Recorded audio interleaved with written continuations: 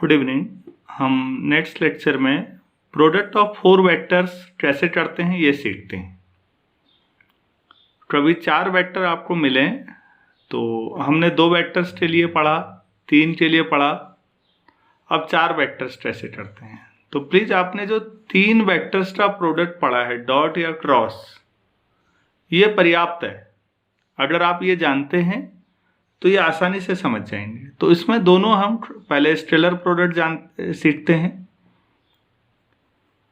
Late us calculate A cross B dot C cross D। तो हम मान लेते हैं, suppose A cross B equal to E, then A cross B dot C cross D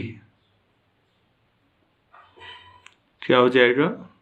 E dot C cross D।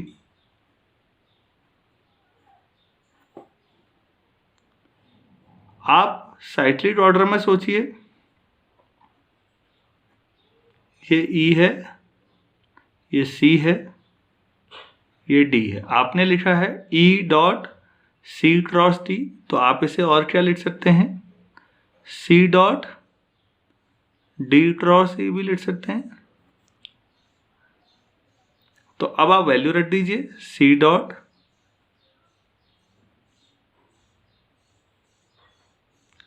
D cross E का मतलब A cross B।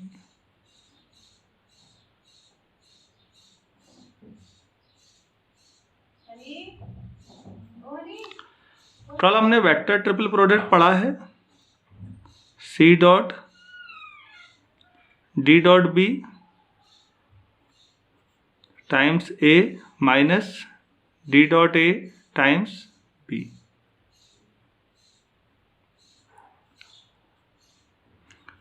ये D dot B number है, तो अब C का dot product किसके साथ होगा?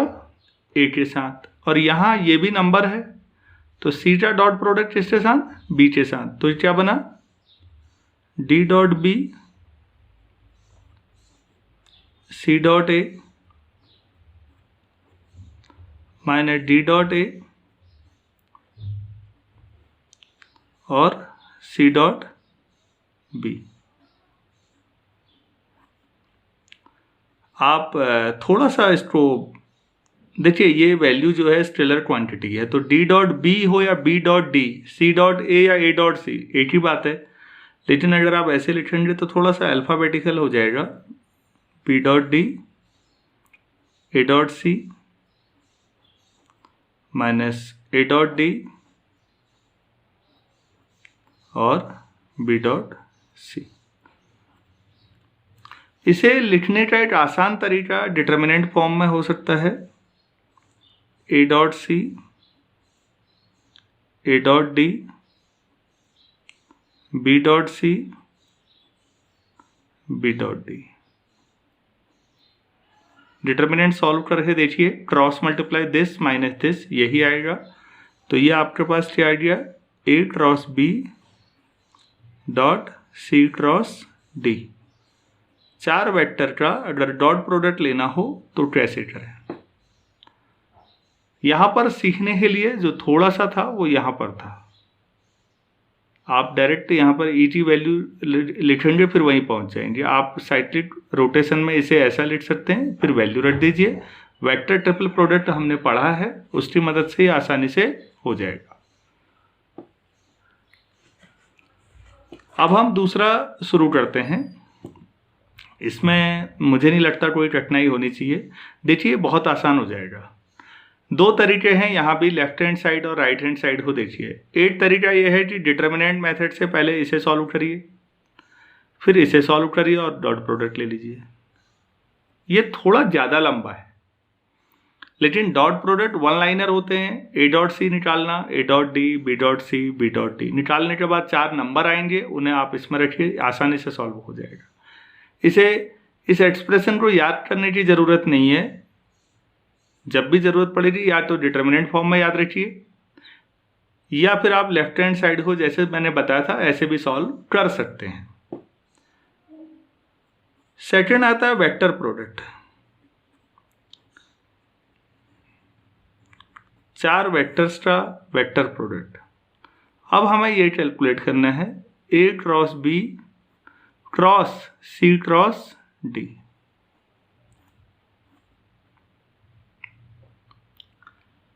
यहां 2 मेथड है, हम इसे 2 स्टेप में करेंगे। हमने जैसे पिछले पार्ट में किया था तो हमने ए क्रॉस बी को क्या मान लिया था, ई। देखिए यहां पर भी ऐसी ही स्थिति है, आप लेकिन ए क्रॉस बी को भी मान सकते हैं और सी क्रॉस डी को भी। दोनों को मानने से अलग अलग आंसर आएंगे, लेकिन दोनों को हम बराबर करके नया रिजल्ट भी निकाल सकते हैं। कैसे करते हैं देखिएगा। पहले मैं लेट ए क्रॉस बी को मान लेता हूं E, then A cross B cross C cross D क्या बन जाएगा, E cross C cross D. Vector triple product से क्या बनेगा, E dot D times C minus E dot C times D.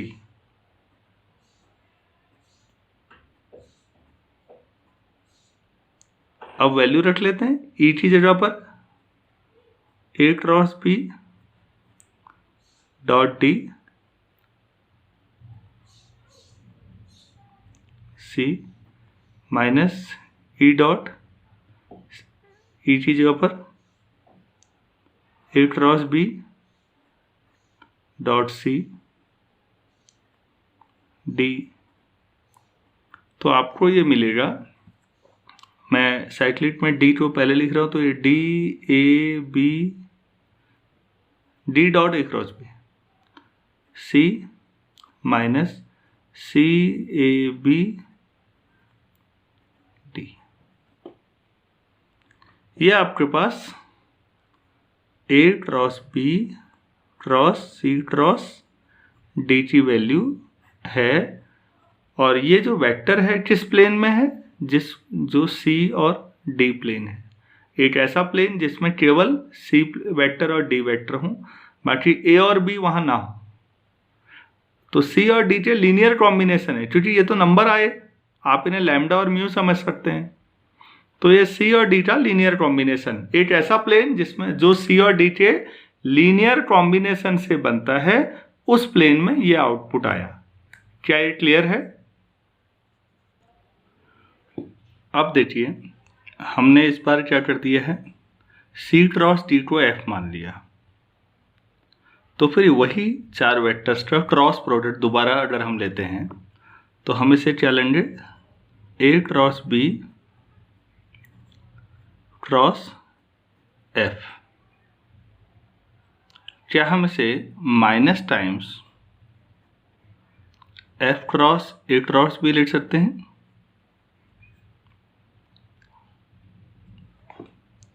तो ये हो जाएगा माइनस बाहर F dot B times A minus F dot A times B equal to minus minus plus. तो मैं पहले इसे लिख रहा हूँ, इसे मैं लिख देता हूँ A dot F times B minus B dot F times A. क्या हो जाएगा ये, ए डॉट एफ का मतलब C cross T times B minus B dot F का मतलब C cross T times A. तो आप इसे A C D scalar triple product times B minus B C D still a triple product है times A. लिख सकते हैं टेस्टी वैल्यू है A cross B cross C cross D. आपने ड्रॉ किया, इसी एक्सप्रेशन की वैल्यू एक बार हमने उस प्लेन में निकाली जो P और C और D वेक्टर्स के कॉम्बिनेशन से बना है। ज़रा इस बार देखिए, ये जो नया जिस प्लेन में आ रहा है ये B क्रॉस B और A के लीनियर कॉम्बिनेशन से जो बना होगा प्लेन, उस प्लेन में ये आ रहा है। दोनों एक्सप्रेशंस इक्वल होने चाहिए क्योंकि दोनों के लेफ्ट हैंड साइड सेम है। सो equating equation 1 and 2, we have DAB times C minus CAB times D equal to ACD times B minus B C D times A. मैंने सभी के ऊपर वेक्टर साइन नहीं लगाए, आप लगा सकते हैं।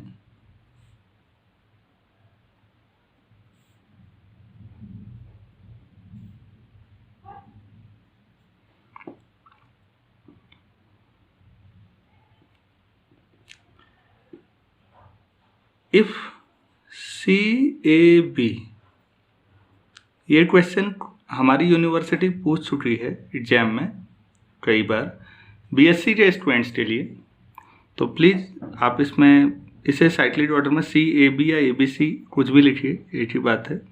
और अगर ये जीरो नहीं है तो इससे डिवाइड किया जा सकता है, मतलब ये कोप्लेनर नहीं होंगे फिर, क्योंकि एक ही प्लेन में होते तो वॉल्यूम जीरो आ जाता। देन ए बी सी या सी ए बी ए इससे डिवाइड करेंगे तो एक डी वेक्टर होगा, तो डी वेक्टर किसके बराबर आ जाएगा देखिए, तो डी को उधर ले जा रहा हूँ।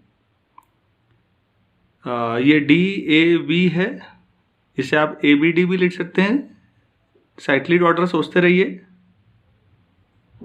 टाइम्स सी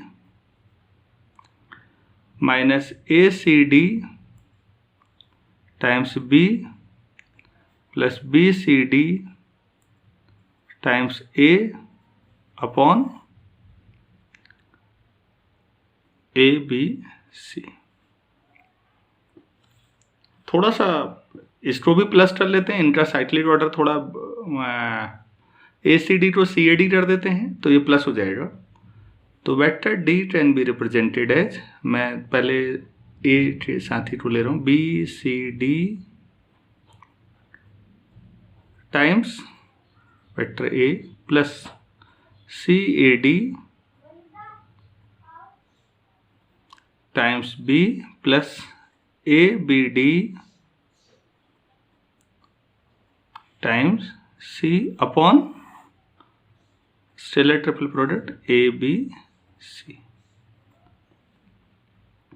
ये एक्सप्रेशन यूनिवर्सिटी के एग्जाम्स में आते रहते हैं। ये क्या बता रहा है जरा ध्यान से देखिए, अगर ए बी सी तीन वेक्टर कोप्लेनर नहीं है तो फिर कोई भी वेक्टर, चौथा कोई भी वेक्टर उन तीनों के लीनियर कॉम्बिनेशन से रिप्रेजेंट हो सकता है। कोई भी चौथा वेक्टर उन तीनों के लीनियर कॉम्बिनेशन से रिप्रेजेंट किया जा सकता है। ये तो नंबर है, दिस अपॉन दिस, तो sometimes time A plus this, that is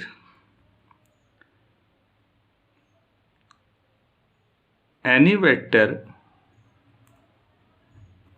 can be represented as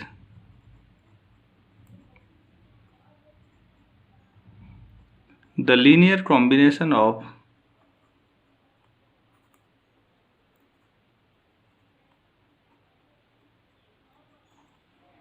three non-coplanar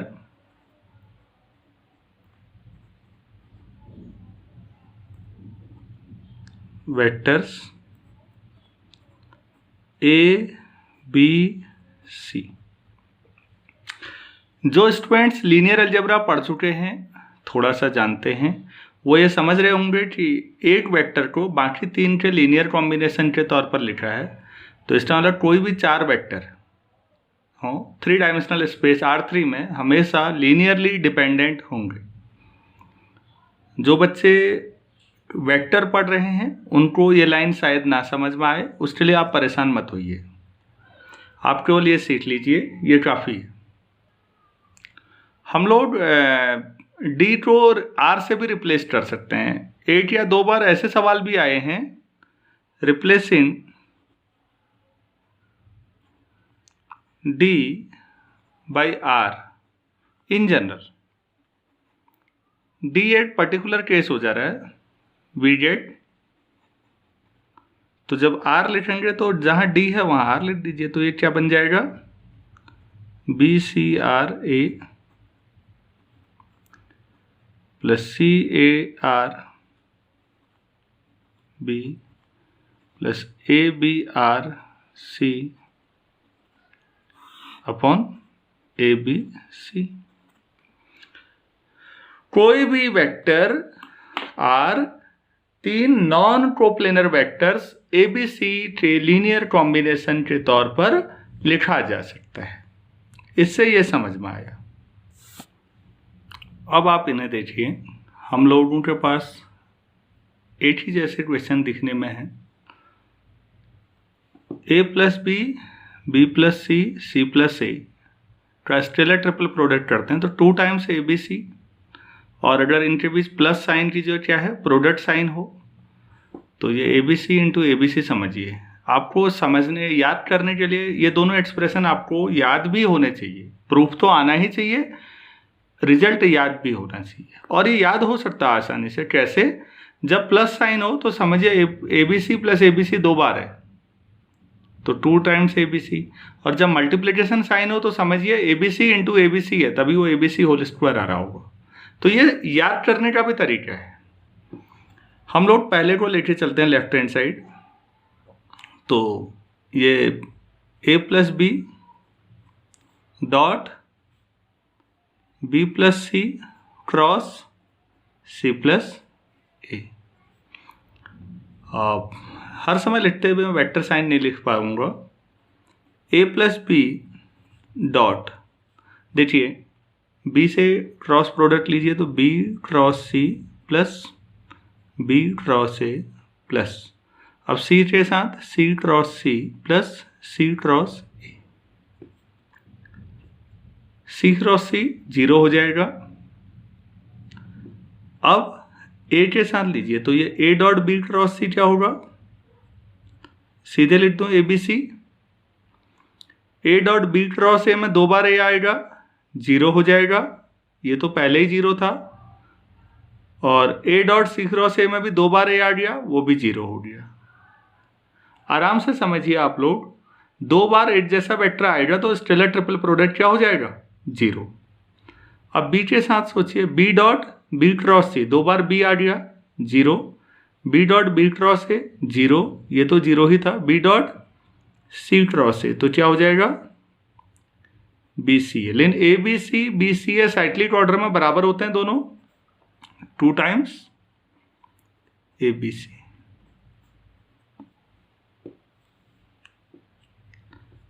second part देखिए, A cross B dot B cross C cross C cross ए, ये आ जाएगा। ये 4 वेक्टर हैं।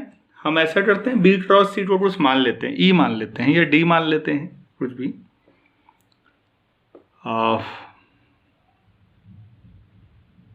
Equal to A cross B dot, इसको E मान लेते हैं, E cross C cross A, where E vector क्या है, B cross C.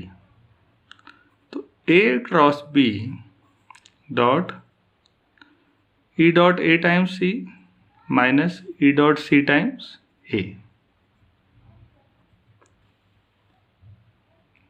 A cross B dot A dot E times C minus C dot E times A. अब A की value रखी जा सकती है।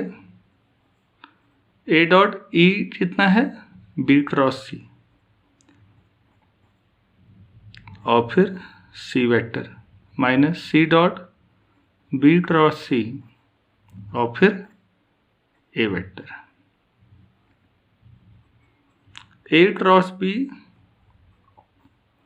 डॉट, इधर देखिए A dot B cross C की जो क्या लिख सकते हैं, ए बी सी सी माइनस 0।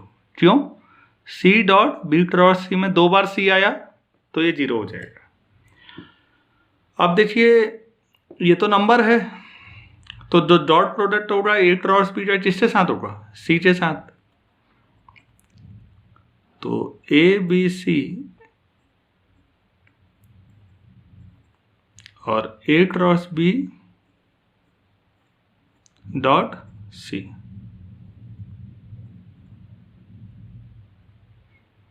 या ए बी सी, ये भी ए बी सी,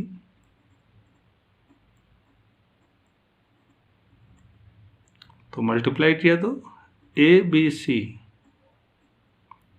का होल स्क्वायर। मुझे भरोसा है आपको समझ में आया होगा ये। अगर ये समझ में आ गया है तो हमारा ये क्वेश्चन क्लियर हो जाएगा। ए बी सी का स्केलर ट्रिपल प्रोडक्ट और A dash B dash C dash का स्केलर ट्रिपल प्रोडक्ट।